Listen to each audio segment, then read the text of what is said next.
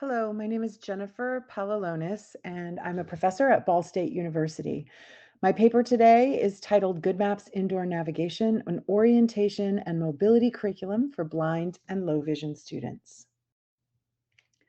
Teaching orientation and mobility, O&M, to students who are blind or have low vision can present several challenges, including inconsistent school environments, complex student needs, building accessibility issues, managing safety concerns, coordinating with other staff, and the need for customized instruction based on each student's unique circumstances.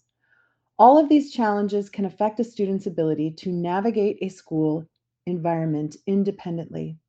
Additionally, the rise in assistive technology for the blind and low vision community has resulted in a parallel need to help BLV students learn how to effectively integrate assistive tools into their daily lives. However, integrating technology can present additional obstacles for O&M teachers and students engaged in technology-assisted O&M instruction, including the need to quickly engage backup plans when internet connections are weak or failing, and or managing divided attention and safety when juggling assistive devices. Likewise, teachers and students are often presented with new technology solutions, often to the point of feeling overwhelmed or overloaded, as the pace of technological development is so rapid that it can be difficult to keep up with all available choices.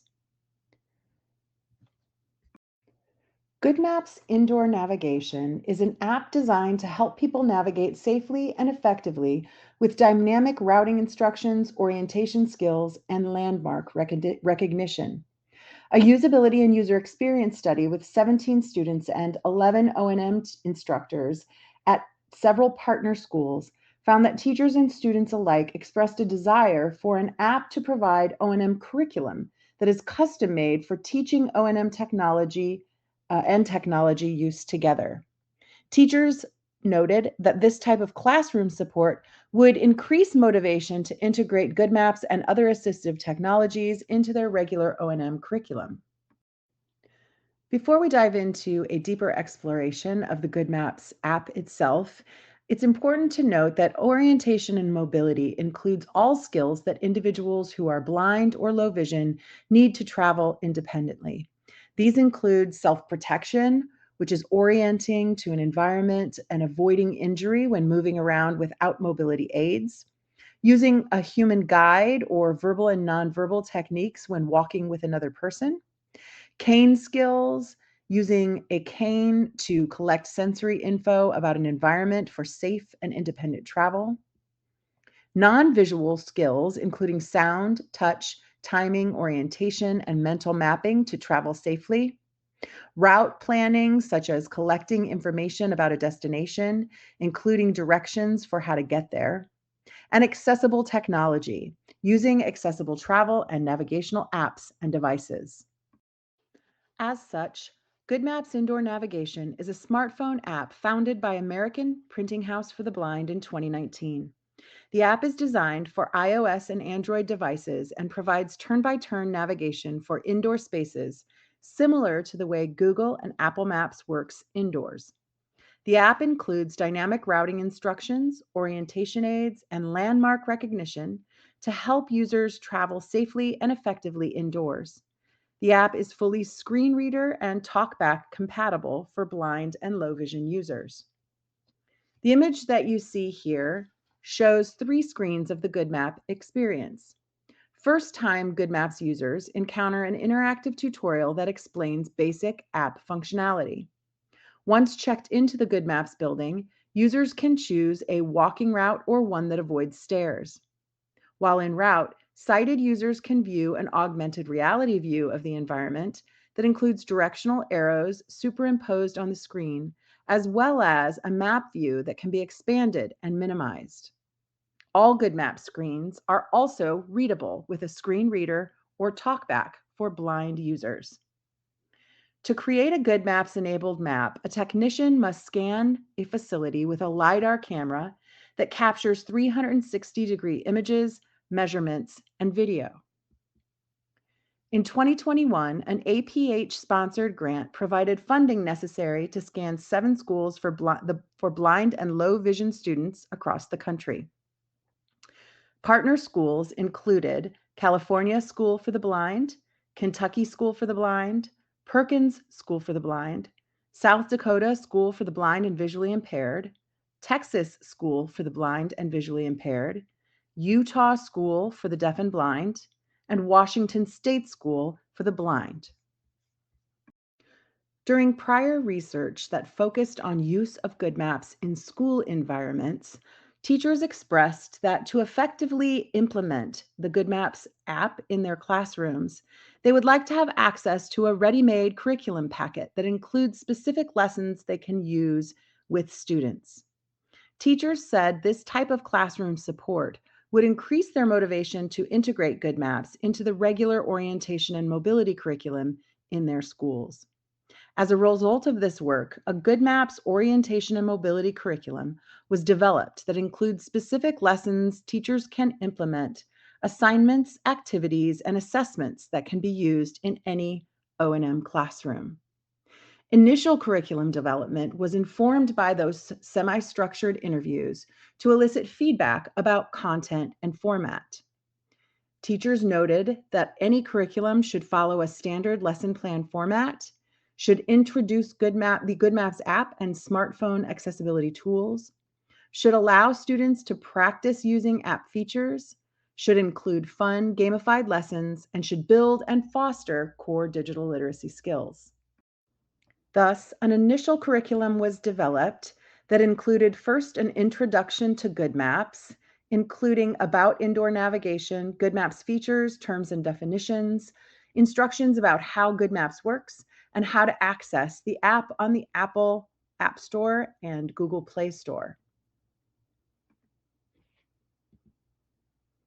The curriculum also included several lesson plans on smartphone accessibility, practicing GoodMaps menu and setting, practicing using the directory and search functionality, practicing adding points of interest to favorites, and practice traveling a route using the GoodMaps app to aid in turn-by-turn navigation.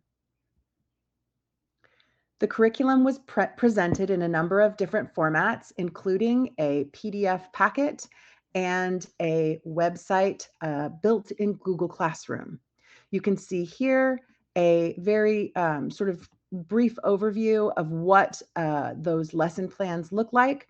They included objectives, lesson materials, recommended locations, instructions for how to introduce the lesson to students, a primary active activity, and an assessment, reflection, and self-evaluation for teachers to track students' progress and assess their success.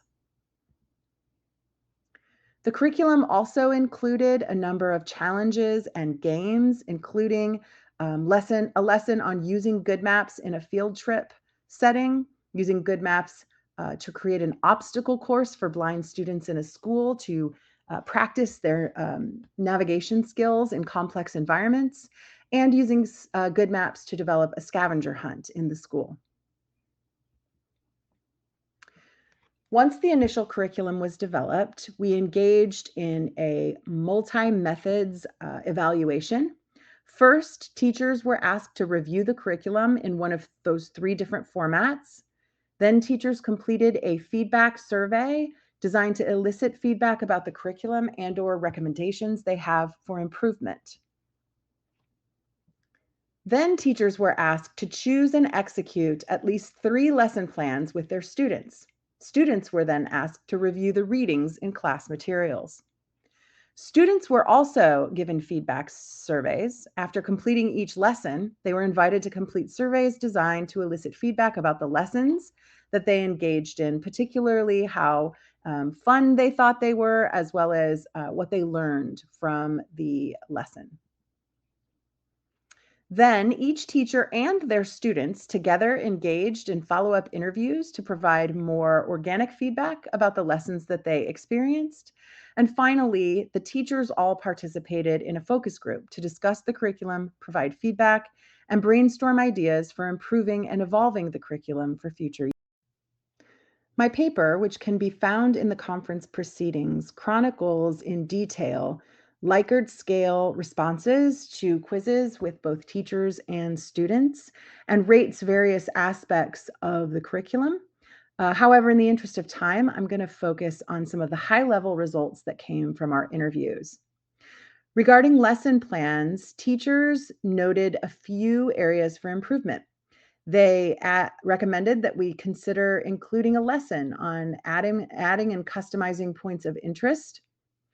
That they noted that smartphone accessibility lesson isn't really appropriate for high school O&M students, as students of that age typically know strategies that work for them and are already very familiar with the accessibility tools on their phones. And they also recommended that we include tutorials embedded in the app to show how various features within the app work. Regarding exercises and activities, teachers recommended adding an exercise that requires students to find information found in the app's tutorials.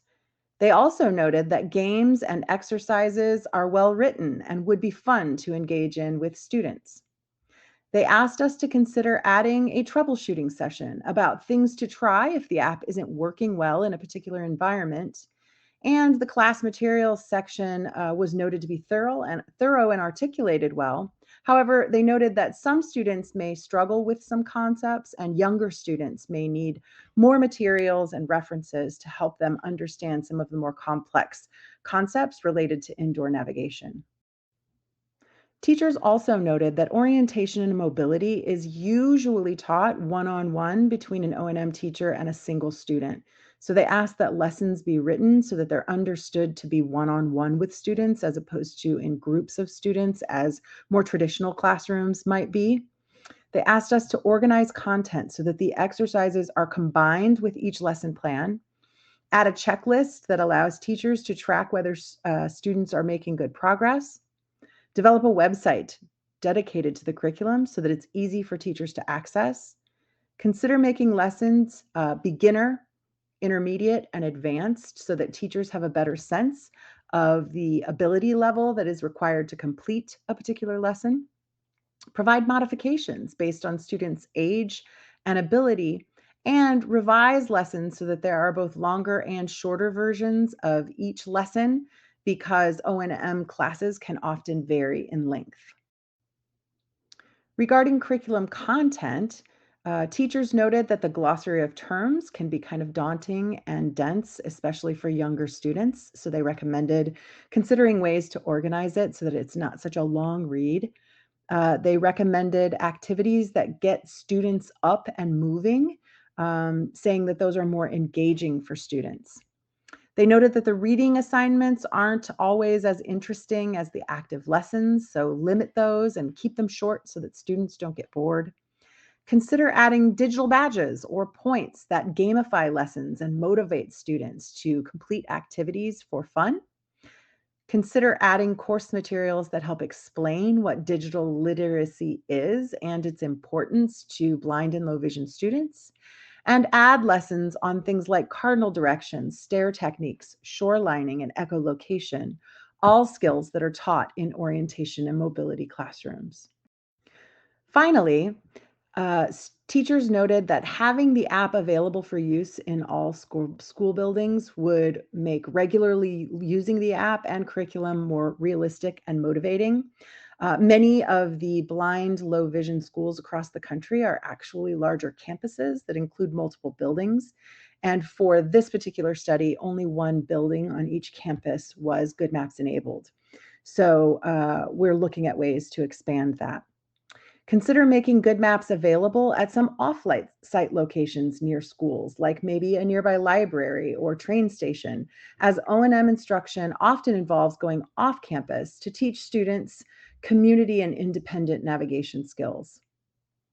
Also, teachers and students both noted that the app really must be working well at all times, almost perfectly, really, for teachers to regularly use it in the curriculum. For example, when there are glitches in the app, it becomes kind of a waste of time and frustrating for students and teachers. So we're really working on ways to increase and improve the accuracy of the app and the reliability of it in school settings. It's worth noting that overall feedback about the GoodMaps curriculum was positive and constructive. All 6 teachers agreed that the curriculum is comprehensive and included relevant information for O&M teachers and students. And feedback from teachers and students was generally positive. However, a few themes and shortcomings were noted, as outlined in the previous slides, and all of those have been communicated to GoodMaps designers and developers to make improvements so that both the app and the curriculum can be more effective in school settings.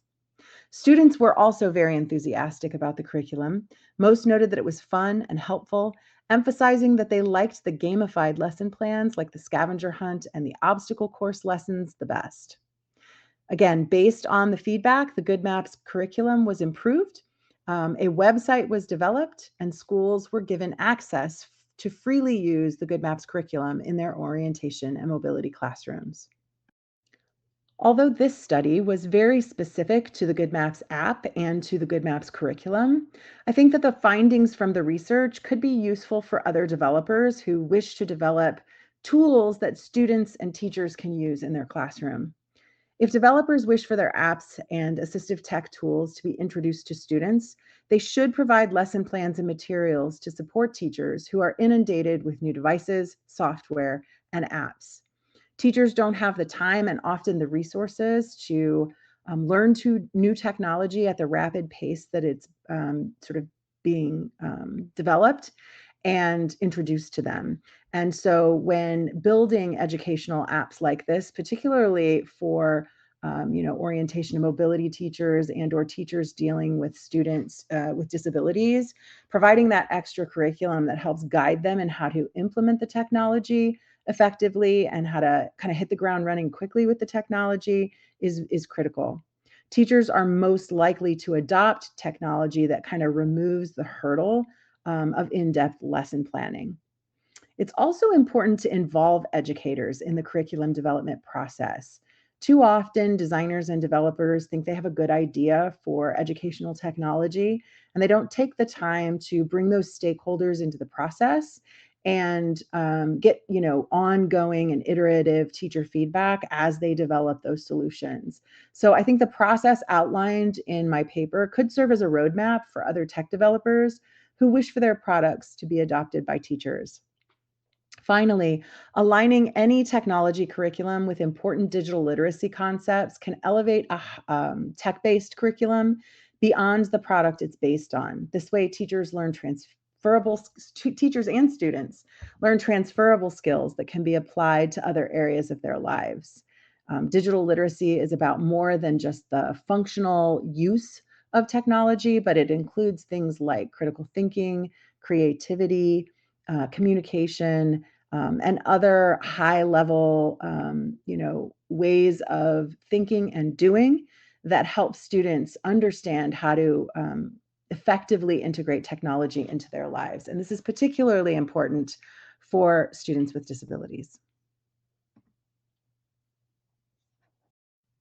Again, the paper that was submitted for the conference and can be found in conference proceedings dives a little bit more deeply into the methodologies and results, both qualitative and quantitative.